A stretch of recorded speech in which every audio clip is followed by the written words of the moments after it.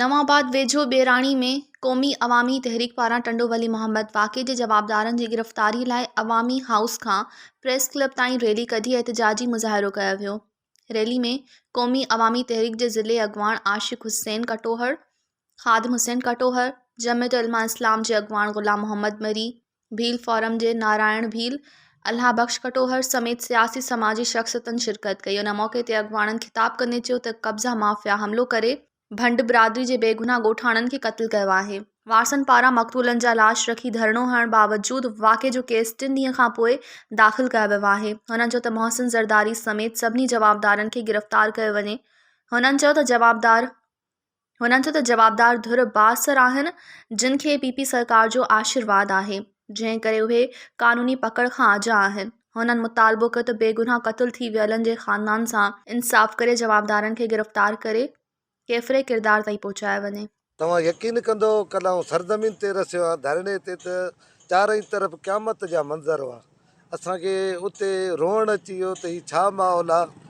पहिरीं बि इहो ई थींदो आहे त असांजे जेके लाश आहिनि रोडनि ते रखी पोइ असीं इंसाफ़ वठंदा आहियूं। 3 ॾींहंनि खां पोइ राति हिननि एफ आई आर कटी आहे।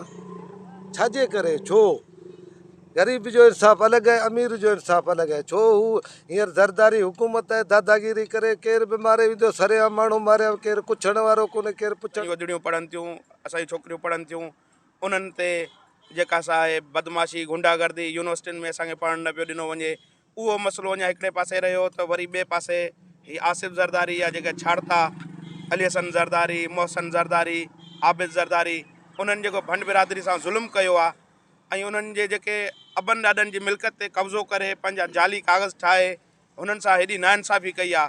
उहा नाइंसाफ़ी उते रही, उन खां बावजूदि उन्हनि जा लाश 3 ॾींहं रोडनि ते पिया आहिनि। इलेक्ट्रॉनिक्स मीडिया ऐं जिते जिते बि दोस्तनि जी जेका नुमाइंदगी आहे उन्हनि पंहिंजा आवाज़ बि बुलंद कया आहिनि ऐं दुनिया ॾिठो आहे ऐं हिन ॻाल्हि खे तस्लीम बि करे थी त वाक़ई ज़ुल्म थियो आहे। पर अफ़सोस आहे असांजी सिंध हुकूमत ते, जेको अॼु असां ईअं महसूसु करे रहिया आहियूं त शायदि हीउ फ़लस्तीन या इसराइल वारो वाक़ियो आहे। छो त फ़लस्तीन बि आज़ादु न आहे, उते जो मज़लूम अवाम बि आज़ादु न आहे। अॼु असां हिकिड़ी पंहिंजी धरती ते रही बि असांखां जेको आहे इसराइल वारो सलूक कयो। मज़ीद खबरों और तफसीलात के लिए विजिट करें हमारी वेबसाइट www.awamiNewsHD.com।